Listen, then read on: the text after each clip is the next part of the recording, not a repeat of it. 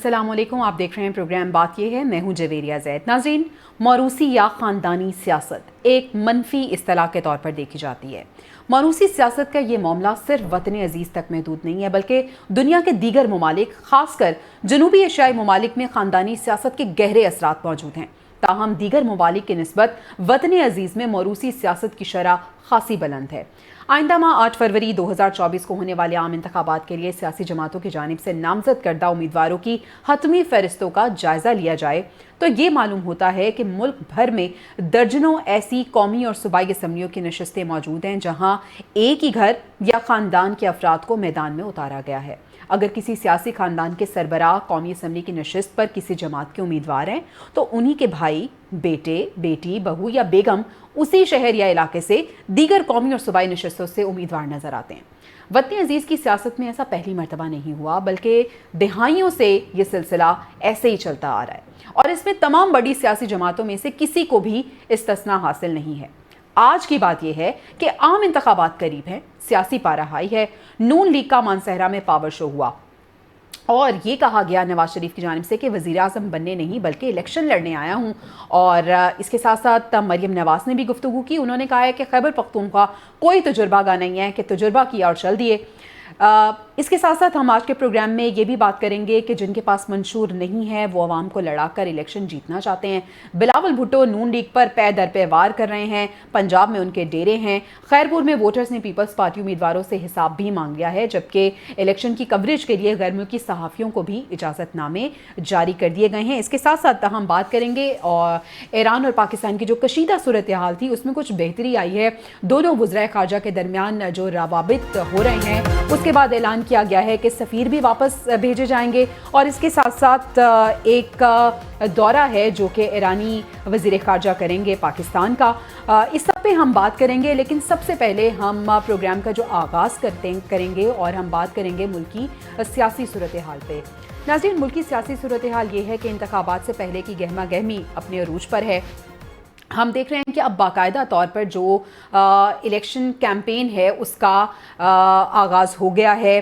Peoples party भी जलसे कर रही है, मुस्लिम लीग नून भी जलसे कर रही है। अगर हम बात करें मुस्लिम लीग नून की तो नवाज शरीफ साहब उन्होंने एक बड़ी इम्पॉर्टेंट आज बात की है।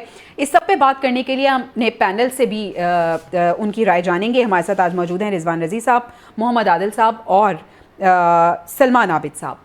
सबसे पहले रिजवान रज़ी साहब आपका रुख करूंगी।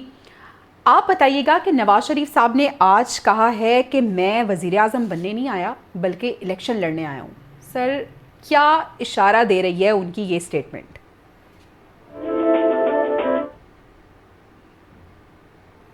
रिजवान साहब।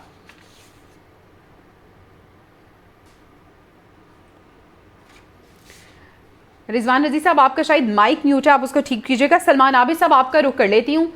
सलमान साहब, आपसे भी यही सवाल मैं करना चाहूँगी कि जो नवाज शरीफ साहब की ये स्टेटमेंट है वो क्या कह रही है? वज़ीर आज़म नहीं वो बनने आए, सिर्फ इलेक्शन लड़ने आए हैं।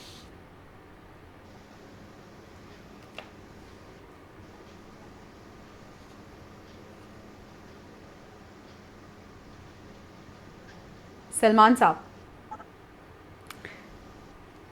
चलें अब आदिल साहब का रुख कर लेते हैं। अगर आदिल साहब आपको मेरी आवाज़ आ रही है तो इसी सवाल का जवाब आप दे दीजिए। सियासत में जो है वो शख्सियत का किरदार हमेशा से ही बड़ा अहम रहा है और इसमें कोई दो राय नहीं है कि नवाज शरीफ साहब जो है वो PML नून के सरबराह भी हैं और जो अट्रैक्शन है, वोट बैंक जो है वो मियां नवाज शरीफ का है।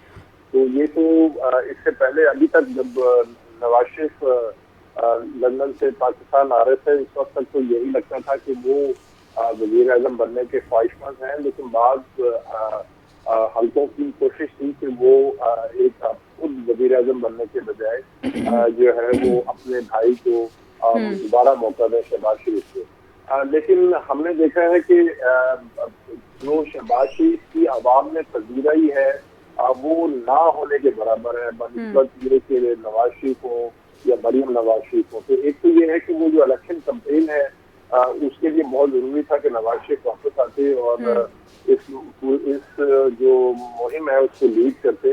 तो अब ये तो अब जो हालात जिस तेजी के साथ बदले हैं, जिस आज से कुछ अर्सा पहले तक कैसी हालात कुछ और थे, अब तहरीक इंसाफ जो एक बड़ा मद्दे मुकाबल था इन तमाम सियासी जमातों को, अब वो तकरीबन जो है वो निशान के बगैर हो गया है और उसका यकीनी तौर पर इम्पैक्ट जो है वो आने वाली असम्बली के ऊपर भी पड़ेगा। तो नवाज शरीफ साहब का ये कहना कि वो वज़ीर-ए-आज़म बनने नहीं आए, ये सिर्फ उनकी बातें हैं। जब अब देखते हैं कि इलेक्शन जो 8 फरवरी को होने जा रहे हैं, बिल्कुल ऐसे ही अब देखना होगा कि इलेक्शंस के बाद अगर नवाज शरीफ साहब नहीं हैं तो फिर वजीर आजम कौन है रिजवान रजी साहब, अगर मुस्लिम लीग नून जीतती है तो? ये आवाज आ रही है आपको? जी जी आ रही है रजी साहब, आपको आ रही है आवाज? अच्छा, हाँ जी बिल्कुल आ रही है जी। अरे देखिए, नवाज शरीफ साहब जो हैं वो पोस्टर बॉय हैं अपनी पार्टी के, और अगर कोई इलेक्शन लड़ा जाना है या सियासत को स्पीयर हेड करना है तो उन्होंने करना है, और वो इसको बखैर खूबी कर भी रहे हैं। उनके बारे में ये कहा गया कि जनाब उन्होंने तकरीर नहीं की और वो बीमार हैं और वो वापस जाने की बात कर रहे हैं और साहबजादी समेत वापस चले जाएंगे। तो आज उन्होंने ना सिर्फ के भरपूर तकरीर की है इस हवाले से, बल्कि अपना एजेंडा भी पेश कर दिया है। और एजेंडा उनका क्या है? एजेंडा उनको वही है, हमारे दोस्त अहबाब ने बड़ा बताया कि जनाब वोट को इज्जत दो का नारा दफन हो गया है। आज नवाज शरीफ साहब की तकरीर का एनालिसिस करें और हमारी रहनुमाई फरमाएं कि उसमें से आज बरामद क्या हुआ। नवाज शरीफ साहब ने यही कहा है ना कि जनाब मुझे ना निकाला जाता तो ये हालात मुख्तलिफ होते, मुझे निकाल दिया गया, मैं आपका मुंतखब नुमाइंदा था, इसका क्या मतलब?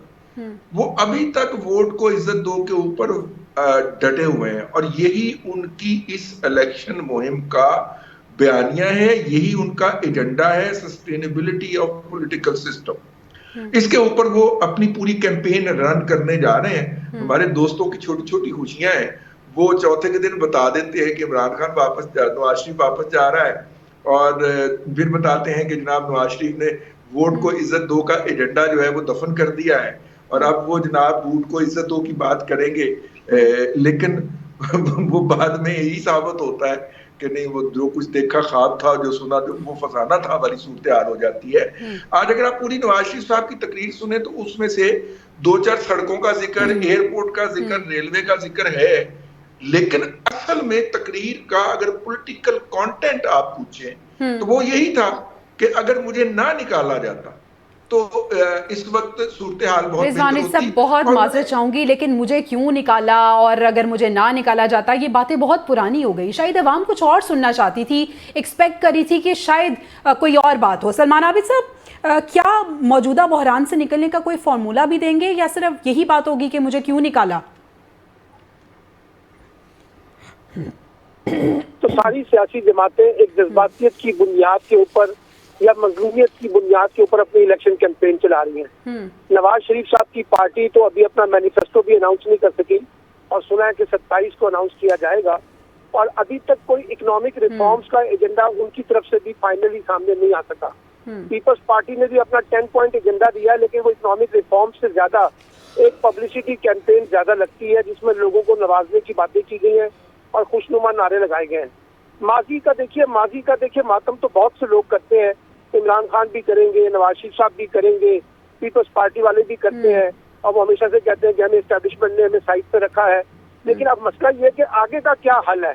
अब रिजवान रजी साहब कह रहे हैं कि उन्होंने आगे का भी कोई हल बताया है, तो हो सकता है रिजवान रजी साहब ने ज्यादा बेहतर तौर पर समझा हो, वरना अभी तक तो हमने तकरीरें सुनी है उसमें ज्यादातर वो माजी का मातम भी करते हुए नजर आ रहे हैं। और अभी तक अगर रेजोल्यूशन पास है तो यकीनी तौर पर उनको पेश करना चाहिए था कि जनाब ये है मेरा इकोनॉमिक एजेंडा, जिसकी बेसिस पे मैं आगे बढ़ना चाहता हूँ। बिलावल साहब 300 यूनिट बिजली फ्री करते फिर रहे हैं, और आपको पता है कि उसका जमीनी अकायद से कोई ताल्लुक नहीं है। इसी तरह से नवाज शरीफ साहब के पास भी अभी उनकी टीम के पास कोई इकोनॉमिक एजेंडा नहीं है। जिस वक्त ये 27 को मैनिफेस्टो आएगा तो देखेंगे इकोनॉमिक एजेंडे के अंदर वो क्या बात करते हैं। बाकी रही वोट को इज्जत दो वाली बात, अब सबको पता है, वो मैं बार बार कहता हूँ, जाने न जाने बाग न जाने जंग, सब गुल न जाने बाग तो सारा जाने हैं। सबको पता है कि नवाज शरीफ साहब कैसे वापस आए हैं और किस तरीके से वापस आए हैं, कैसे उनको कानूनी तौर पे रिलीफ मिला है, ये बातें अब ढकी छुपी तो नहीं है। तो इसलिए वो छोड़े, वोट को इज्जत दो। पाकिस्तान में कभी किसी ने वोट को इज्जत दी होती तो आज पाकिस्तान की सियासत का ये हाल ना होता।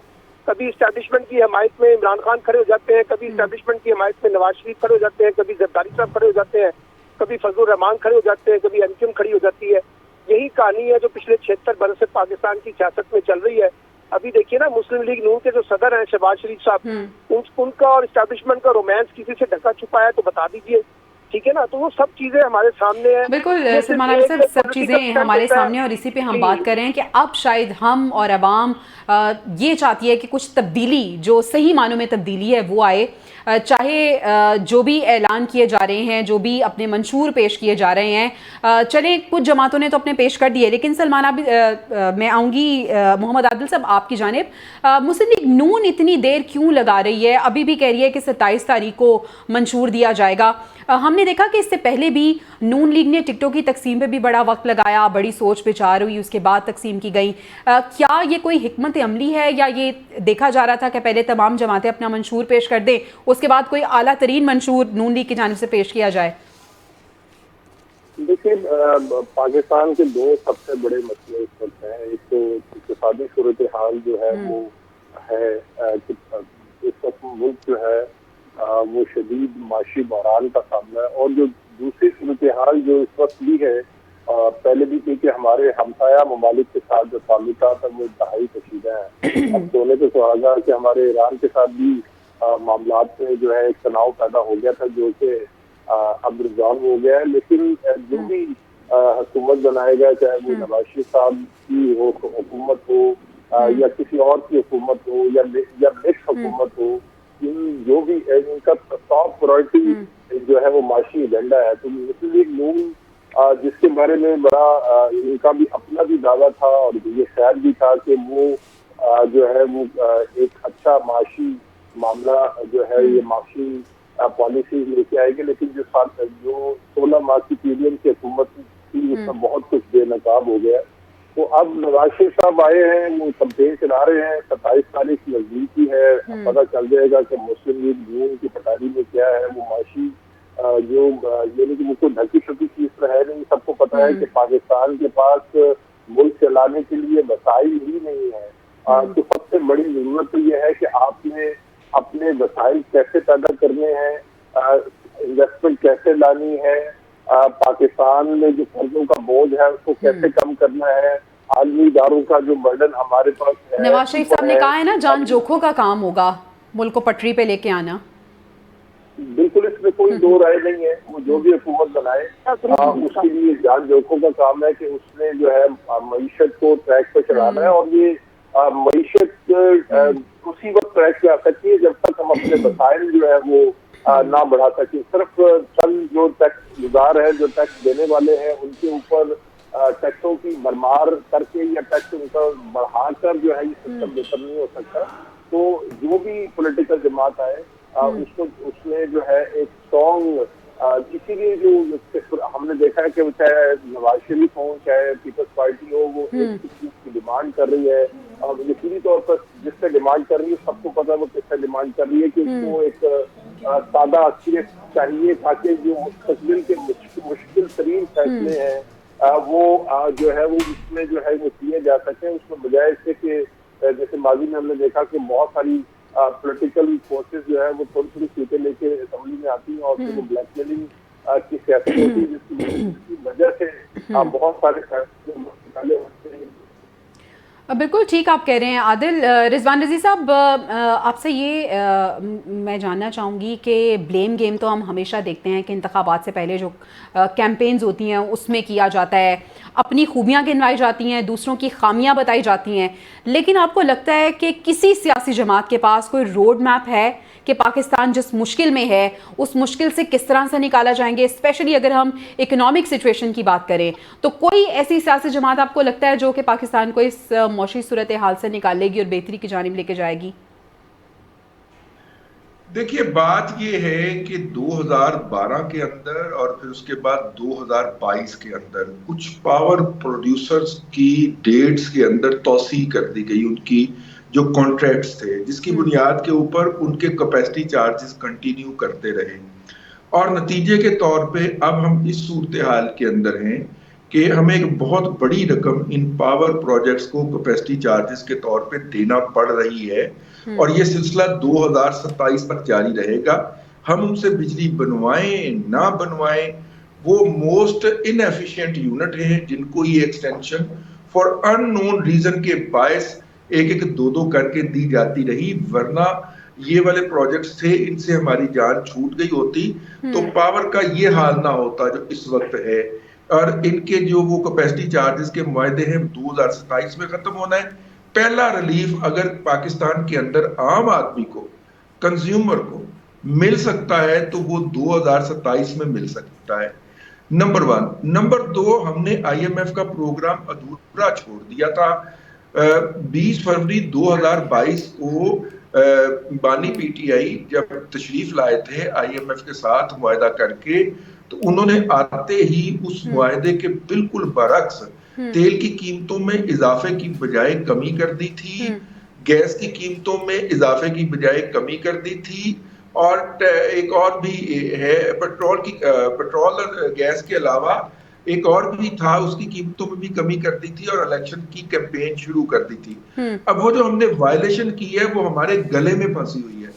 हमें IMF के साथ या तो एक 3 साल का नया मुआहदा करना पड़ेगा। मैं आपको पहले रोड मैप बता रहा हूँ, वो IMF के तहत हमें जाके अपनी क्रेडिबिलिटी बहाल करना पड़ेगी ताकि हमारे बैरूनी और अंदरूनी जो कर्जे हैं उनके अंदर, उनके ऊपर सूद में कमी वाक़या हो और हमें उससे वहां से कुछ पैसों की बचत हो जिसको हम खर्च कर सकें। मैं आपको अपनी जाती इंफॉर्मेशन की बुनियाद के ऊपर जो मैंने कल परसों इकट्ठी की है, इस वक्त सबसे ज्यादा जो टाइम लग रहा है PMLN का, वो लग रहा है कि 9 फरवरी को हमारा एजेंडा क्या होगा।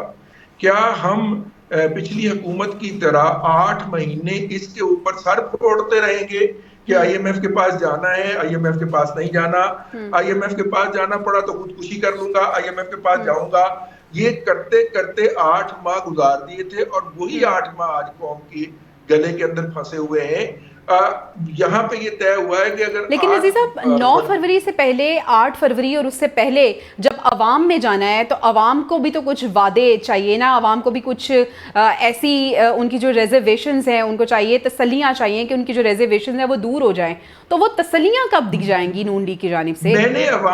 मैंने उन लोगों से बात की जो इस वक्त इस बात का फैसला करते हैं कि कल मियां नवाज शरीफ साहब जो है वो अपनी तकरीर के अंदर कौन कौन से पॉइंट्स को हाईलाइट करेंगे। उनका ये इसरार था कि मियां नवाज शरीफ अब ये छोटी छोटी बातें करने को तैयार नहीं है। उनका 2 पॉइंट एजेंडा है, हमसायों के साथ तल्लुकात की बहाली, क्योंकि हम हमसाया मुल्क के साथ जंग की सूरत हाल रख के तरक्की नहीं कर सकते, नंबर 1, और लोगों को रिलीफ नहीं दे सकते। यहाँ पे टमाटर 300 रुपए किलो हो जाता है और हमसाया मुल्क के अंदर ये 15 किलोमीटर के फासले के ऊपर टमाटर 300 रुपए किलो बिक रहा होता है, तो क्यों नहीं हम अपने कंज्यूमर को रिलीफ दे सकते वहां से इंपोर्ट करके। तो एक पॉइंट एजेंडा है उनका जो मुझे बताया गया कि एक तो हमसायों के साथ ताल्लुकात की बहाली और दूसरा वोट को इज्जत दो, यानी sustainability in the government. Her government को उसका वक्त पूरा करने की इजाजत दी जाए। चलिए साहब देखते हैं 27 तारीख को क्या मैनिफेस्टो मुस्लिम लीग नून की जानिब से आता है। सलमान आबिद साहब, आपको क्या लगता है कि अगर मुस्लिम लीग नून जीतती है तो नवाज शरीफ अगर वजीर आजम नहीं होते तो वजीर आजम फिर कौन होगा, और जो वजीर आजम होगा क्या वो वजीर आजम होगा या फिर जस्ट कठपुतली ही होगा? देखिए ना, जो रिजवान रजीज साहब ने बात की है कि 2027 तक शायद कोई बड़ा इकोनॉमिक रिलीफ उसमें से पाकिस्तानी कौम को ना मिल सके, तो इसका मतलब है कि अगले 3 साल तो फिर हमारे पास सिवाय चूरन बेचने के अलावा कुछ नहीं है। और जो मईशत जो है वो इलाकाई ममालिक के साथ ताल्लुकात भी कोई 4 दिन के बाद तो ठीक नहीं होने वाले, उसमें भी बहुत टाइम लगेगा। तो मुझे जो लगता है, जो वर्ल्ड बैंक के कंट्री डायरेक्टर जिन्होंने एक अपना आर्टिकल लिखा था कि पाकिस्तान की अगले 2-3 साल की जो इकोनॉमी है वो बड़ी कोई इतनी शानदार नहीं है जिसकी बुनियाद पर हम ये कहें कि लोगों को रिलीफ मिल जाए। इसमें मसला नवाज शरीफ का नहीं है, कोई भी हुक्मरान आ जाएगा तो हमारी इकोनॉमिक सिचुएशन ज्यादा वर्स्ट है, पहली बात। दूसरी बात यह है कि अगर नवाज शरीफ प्राइम मिनिस्टर नहीं बनते और वो उसका भी फैसला नवाज शरीफ साहब नहीं करना है या जिन लोगों ने फैसला करना होता है वो फैसला करते हैं, यकीनी तौर पे फिर मुतबादल के तौर पे तो शहबाज शरीफ मौजूद है ना मुस्लिम लीग नून के अंदर, और वो बड़े फेवरेट भी है, एस्टैब्लिशमेंट के बहुत लाडले भी है, एस्टैब्लिशमेंट भी उनको पसंद करती है, वो भी एस्टैब्लिशमेंट को पसंद करते हैं। तो एक अगली चॉइस जो है वो शहबाज शरीफ साहब हो सकते हैं। और अगर कुर्रा फाल पीएमएलएन के हक में नहीं निकलता तो बिलावल साहब भी लाइन के अंदर खड़े हुए हैं, वो भी अपने आप को प्राइम मिनिस्टर बनाकर पेश कर रहे हैं। तो मेरा मतलब है कि अब ये डिपेंड करता है कि जो 8 तारीख को नताइज आएंगे वो नताइज किस नोयत के होते हैं, उसमें पीएमएलएन कितने नंबर के साथ सामने आती है और पीपल्स पार्टी कितने नंबर के साथ आती है और आजाद उम्मीदवार कितनी तादाद के साथ आते हैं, उसी की बेसिस पे कैलकुलेशन गवर्नमेंट जाएगी। लेकिन मैं एक बात आपको बता दूं, जिसकी भी हुकूमत बनेगी ये एक कमजोर सी, लागर सी, मफलूज सी, अपाहिज सी, हाथ पैर बांध के हुकूमत बनेगी। ना इसके पास कोई बड़ा वाज़ेह मैंडेट होगा, ना ये कोई बड़े सख्त सियासी या माशी फैसले कर सकेगी जिसके जिक्र अभी हम लोग कर रहे हैं। और बड़ा मुश्किल दौर होगा जिससे वो गुजरेगी, जिस तरह से हम बात कर रहे थे। सलमान आबिद साहब, मुस्लिम लीग नून की तो हमने बहुत बात कर ली, हम अब पीपल्स पार्टी की भी बात करेंगे, बिलावल भुट्टो की बात करेंगे जो कि कह रहे हैं कि तीर से शेर का निशान होगा और इंतखाबात में तीर और शेर आमने सामने होंगे। ये सब और इस तरह से और भी हम डिस्कस करेंगे एक ब्रेक के बाद।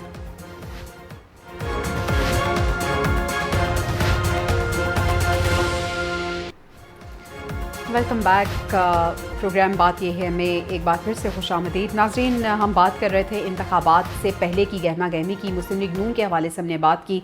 अब हम बात करेंगे पीपल्स पार्टी की। हम बिलावल भुट्टो साहब की बात करते हैं। बिलावल भुट्टो साहब जो कि बराह रास्त भी और ढके छुपे अल्फाज में भी मुस्लिम लीग नून पे तनकीद करते हुए नज़र आ रहे हैं। हर बार जब वो गुफ्तगू करते हैं तो वो कहते हैं कि जो इंतखाबात हैं वो 2 जमातों के दरमियान हो रहे हैं, मुस्लिम लीग नून और पीपल्स पार्टी, और डायरेक्ट वो ये कह रहे हैं कि तीर से शेर का शिकार होगा। और वो कह रहे हैं कि मुझे 3 या 4 बारियां ना दें, मुझे एक बार आप लेके आएँ, मुझे आजमाएं, मैं मुल्क की जो बदहाली है उससे मुल्क को निकालूंगा और खुशहाली की तरफ लेके जाऊंगा। सलमान आबिद साहब, क्या आपको वाकई लगता है बिलावल साहब जो बात कर रहे हैं वाकई ऐसा हो सकता है?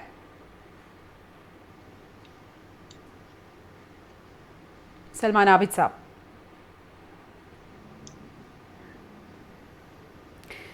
रजी साहब, आपसे यही सवाल करना चाहूंगी। एक तो ये कि बिलावल भुट्टो जो कि मुस्लिम लीग नून पे तनकीद कर रहे हैं, मुस्लिम लीग नून से अभी बाकायदा तौर पे इसका जवाब नहीं आ रहा है, इस पे भी हम बात करेंगे। लेकिन सबसे पहले ये कि बिलावल जो दावा कर रहे हैं क्या ऐसा हो सकता है?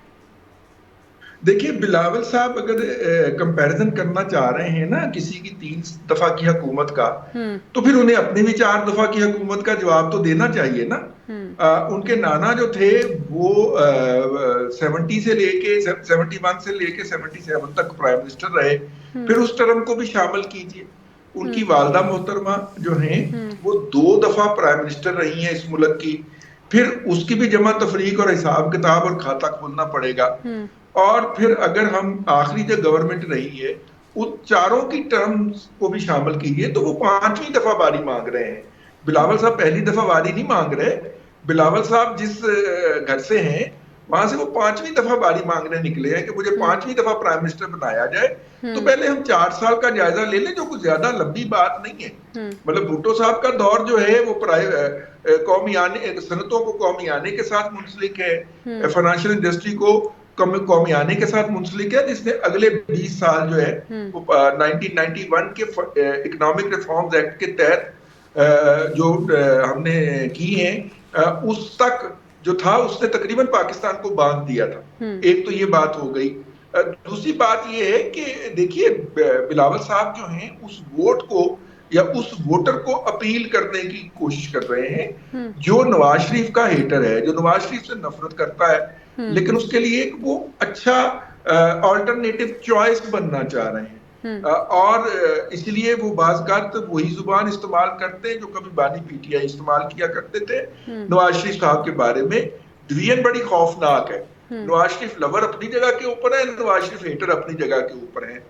अच्छा, लेकिन एक बात मैं पिछले सेगमेंट के अंदर जनाबे सलमान आबिद साहब ने फरमाई थी, मैं उनकी बात को थोड़ा सा आगे ले जाऊं अगर आपकी इजाजत हो। जी जी। और वो ये है कि इन्होंने फरमाया कि जनाब आइंदा आने वाली हुकूमत जो है वो एक कमजोर, लागर और बेअसर किस्म की हुकूमत होगी। हो सकता है इनका तजिया जो है वो दुरुस्त हो, लेकिन मैं इसमें एक चीज इजाफा करना चाह रहा हूँ पूरे एतमाद के साथ, और मैं ये इंफॉर्मेशन की और मुतल्लका फरीकैन से बात करने के बाद आपसे अर्ज कर रहा हूं जी जी कि अगर इस तरह की हुकूमत हुई तो वो हुकूमत पीएमएलएन की नहीं होगी, उसमें पीएमएलएन ड्राइविंग सीट पे नहीं बैठेगी। ये उन्होंने अपने पार्टी के इनर सर्कल को बता दिया है कि अगर कमजोर और लागर और बेअसर हुकूमत मिलती है तो हमने वो हुकूमत नहीं बनानी, इत्तेहादियों से ब्लैकमेल नहीं होना।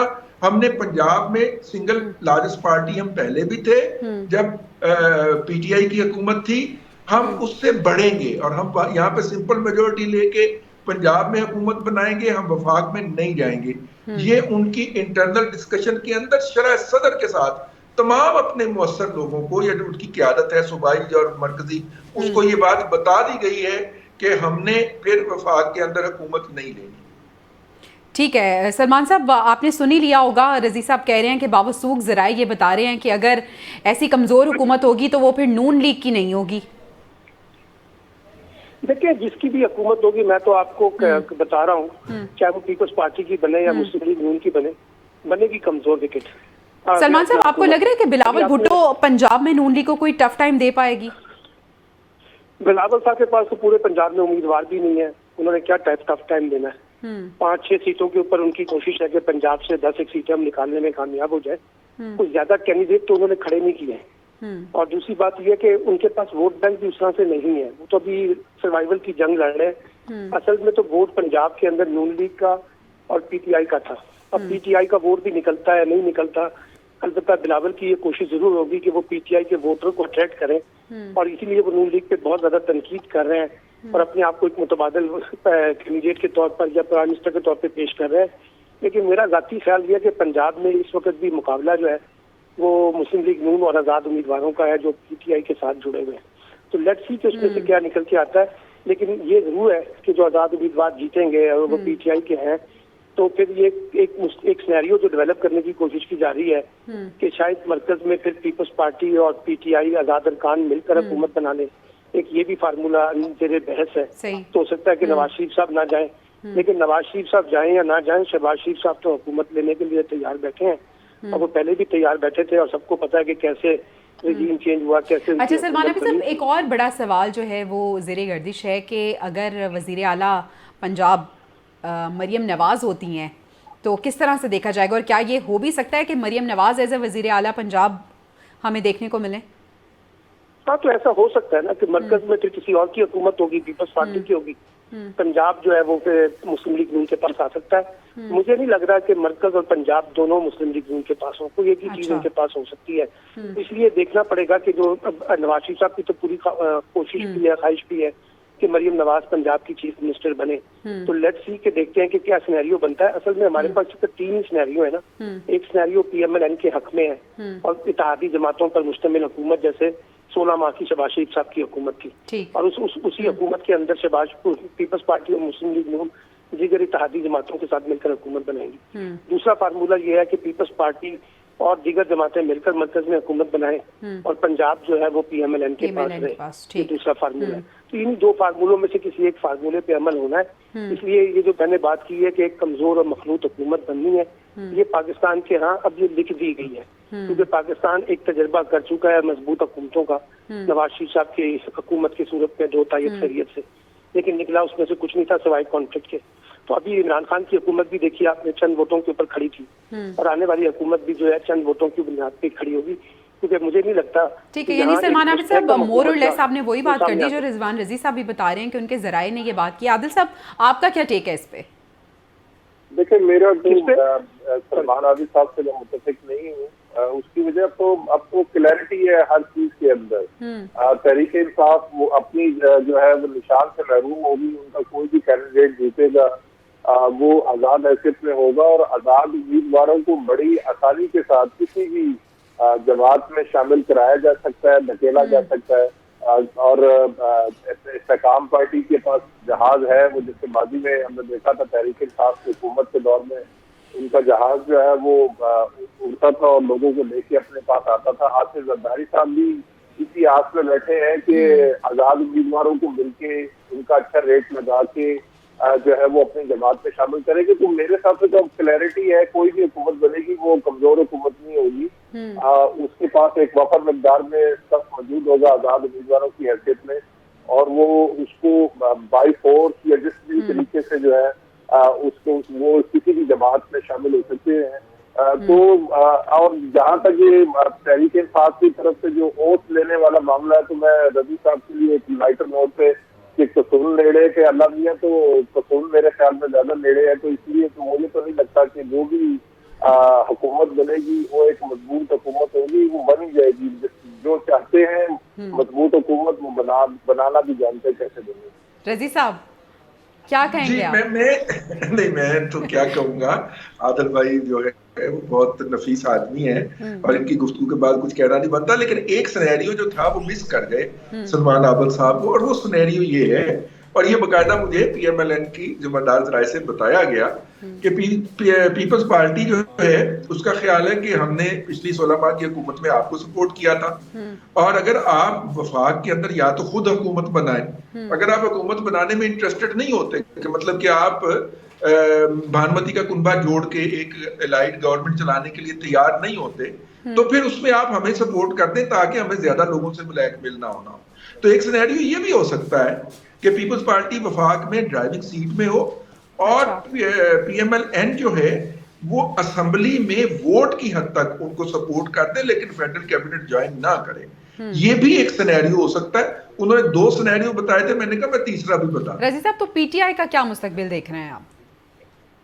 देखिए, PTI के जो हैं वो इस वक्त उनके जो वकील हैं अली जफर साहब, वो एक से ज्यादा मरतबा कह चुके हैं, आज फिर उन्होंने कहा है कि हम 8 फरवरी से पहले अपनी पार्टी के इंतखाबात करवाने जा रहे हैं, और वो उसी तरह करवाएंगे जिससे इलेक्शन कमीशन ऑफ पाकिस्तान मुतमईन हो सके। और अगर वो ये इलेक्शन करवा लेते हैं तो उनके पास एक लोकस स्टैंडाई आ जाता है और कि जनाब देखिए अब हमने उस तरह से इलेक्शन करवा लिए, उस तरह से नहीं करवाए जिस पे आपको एतराज था, बल्कि उस तरह से करवाए जैसे हमारे आइन में लिखा हुआ है। तो PTI अगर इलेक्शन के बाद भी बहाल हो जाती है, तो आप अगर देखें तो आजाद जीते थे सेनेट के अंदर, पाकिस्तान मुस्लिम लीग नून के जो सेनेटर्स थे, लेकिन बाद में वो उन्होंने अपनी पार्टी के अंदर जो कि उस वक्त उनसे वो निशान छीन लिया गया था शेर का, लेकिन उसके बाद वो अपनी पार्टी में शामिल हुए और उस पार्टी के तौर पे इस वक्त वो सेनेट में बैठे हुए हैं PMLN के तौर के ऊपर।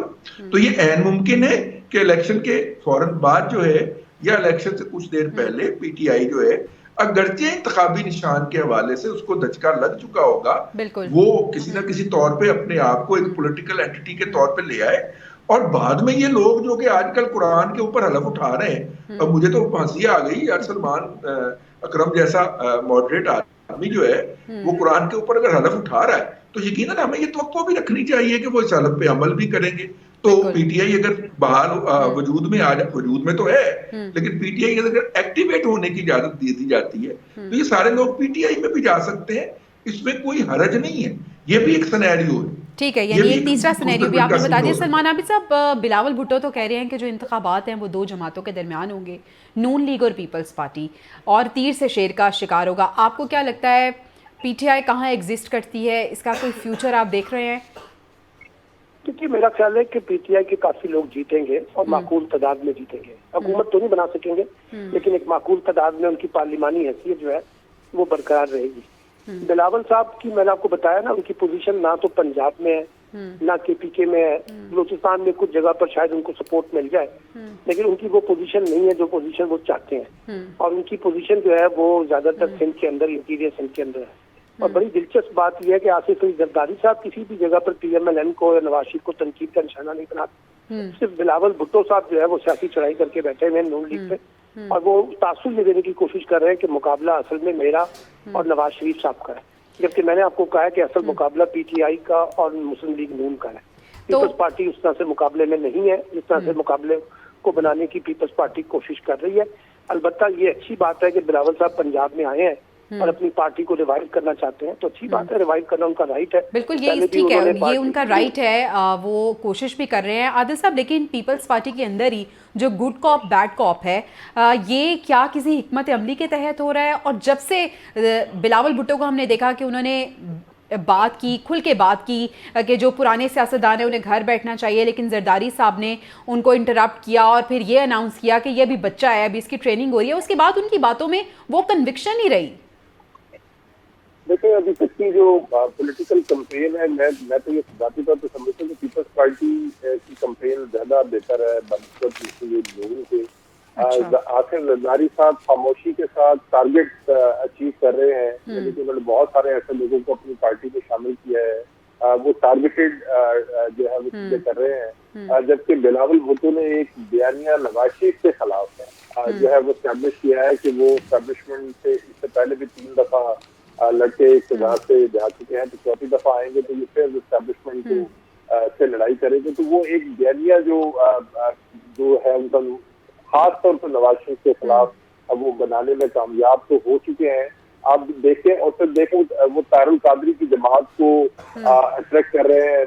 तहरीक इंसाफ के जो एंटी नवाज शरीफ वोट जो पंजाब का है, बेसिकली उनकी कोशिश है कि वो उसको अपनी तरफ अट्रैक्ट करें। ये लेकिन सूरत हाल का अंदाजा जो है, जैसे सलमान साहब ने कहा था कि पंजाब के अंदर 2 ही वोट है, वो एक तहरीक इंसाफ है और दूसरा जो है वो ठीक है। लेकिन बिलावल भुट्टो साहब जो एफर्ट्स कर रहे हैं वो भी कदर की निगाह से देख रहे हैं और नाकदीन भी उनकी तारीफ कर रहे हैं कि बड़ी एफर्ट कर रहे हैं और वो जो कैंपेन है बड़ी बखूबी वो चला रहे हैं। अभी हम ब्रेक पे जा रहे हैं। ब्रेक से जब वापस आएंगे तो हम बात करेंगे कि पाक ईरान कशीदगी के बाद एक अहम डेवलपमेंट हुई है। वो क्या डेवलपमेंट है, ब्रेक के बाद आपको बताते हैं।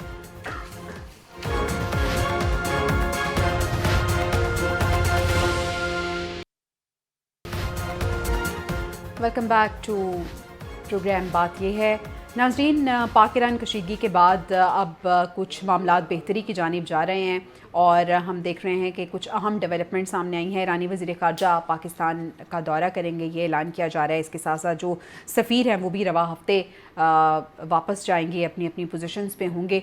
क्या कितना ज़रूरी है कि जो हमसाया ममालिक के साथ जो ताल्लुकात हैं उनमें बेहतरी रहे और कशीदगी ना रहे?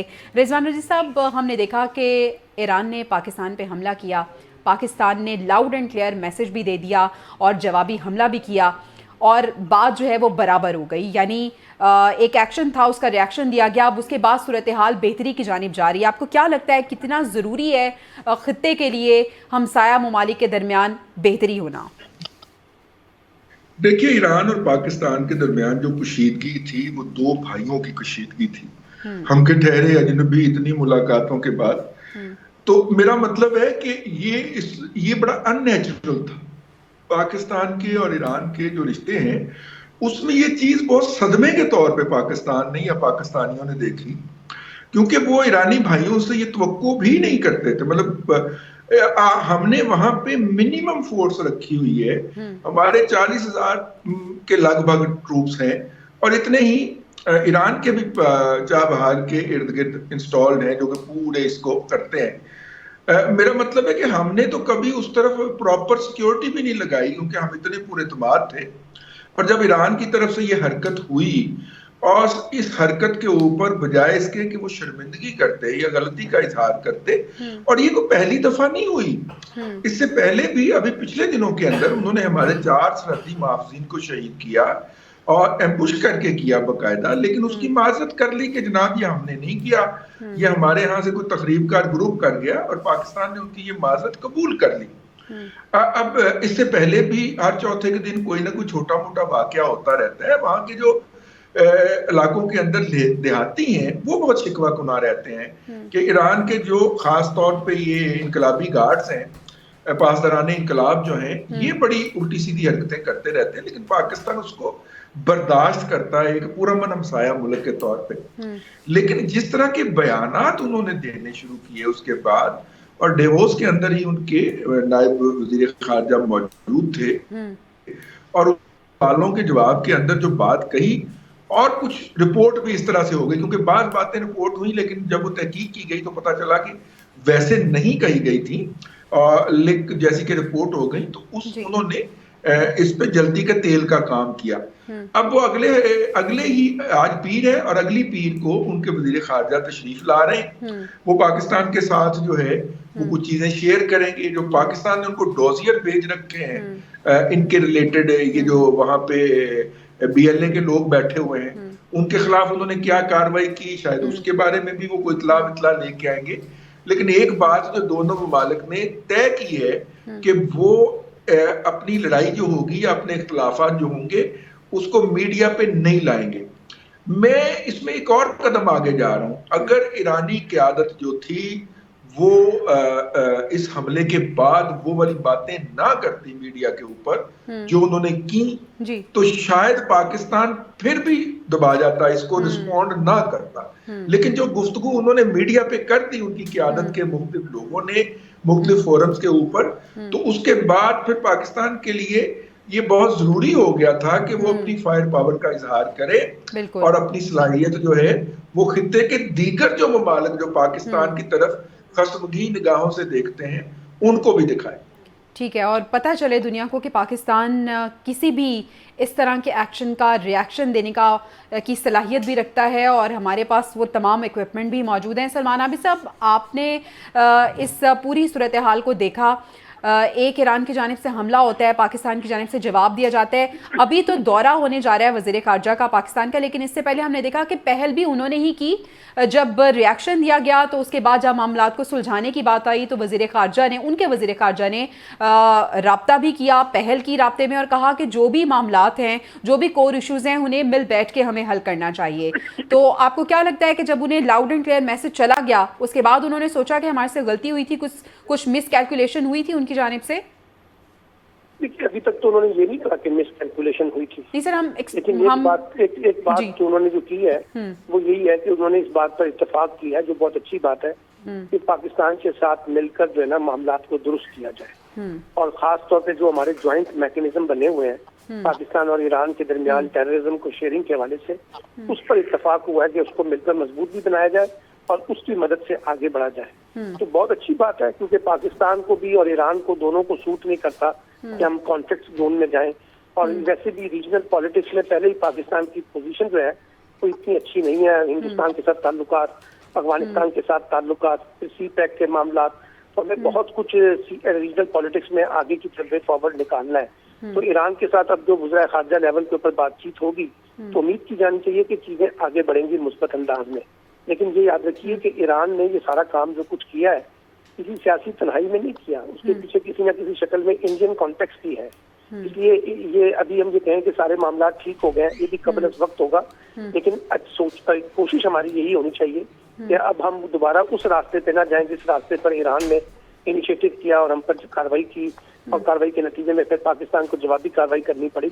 वो किसी भी मुल्क के मफाद में नहीं है, ना रीजनल पॉलिटिक्स के मफाद में है, ना दो बरादर इस्लामी ममालिक के मफाद में है। तो मुझे पूरी उम्मीद है कि ईरान ने इस सारे अमल के साथ ये सीखा होगा कि हमें इस तरह की जाहिरियत करने की बजाय मामलात को खुश असलूबी से हल करना चाहिए। और पाकिस्तान बड़ा क्लियर मैसेज दे चुका है अपनी नेशनल सलामती जो कमेटी, बिल्कुल ऐसी है, पाकिस्तान की जानिब से क्लियर मैसेज आ चुका है। आदिल साहब, आपको भी ऐसा ही लगता है पाकिस्तान ने क्लियर मैसेज दे चुका है और ईरान दोबारा इस तरह की गलती नहीं करेगा?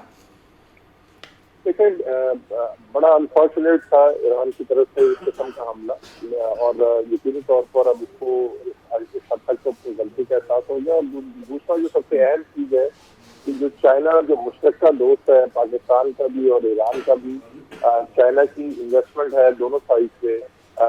चाइना के जो डिप्टी वज़ीर ख़ारजा हैं वो आजकल पाकिस्तान के दौरे पे है और आज उन्होंने जो है RBC से मुलाकात भी की है।